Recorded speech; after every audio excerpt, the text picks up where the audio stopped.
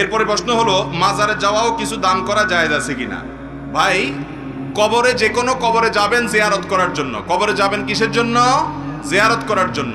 কিন্তু কোন কবরে গিয়ে যদি টাকা দেন, তো সে টাকা কে পাবে? কবরে যিনি সাহিত্য আছেন, কি বলেন, তার অ্যাকাউন্টে যাবে?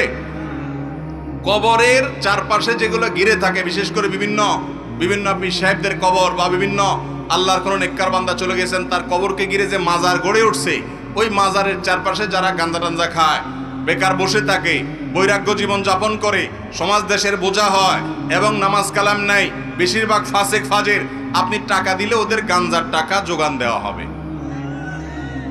বুঝতে পারছেন কথা? আপনি যদি দান করতে চান তাহলে গরিব মানুষকে দান করবেন, ওই মাজারে দান করলে কি লাভ? অনেকে মোমবাতি কিনা মাজারে দেয়। ভাই, মাজার আল্লাহ যিনি, ওই বেচারা তো কবরে চলে গেছে, ওখানে কি মোমবাতির আলোর দরকার আছে? তাহলে ওখানে মোমবাতি দিলে কি লাভ হবে? লাভ হবে হলো গাঞ্জাখোররা ওই মোমবাতি বেচে আবার টাকা নিয়ে গাঞ্জা কিনে খাবে। বুঝেন নাই কথা? মাজারে টাকা দেওয়া জায়েজ নাই, গুনাহের কথা। আল্লাহ তাআলা আপনাকে টাকা দিয়েছেন, যেখানে সুখ সেখানে খরচ করতে পারবেন না। আল্লাহ আমাদেরকে বুঝার তৌফিক দান করুন।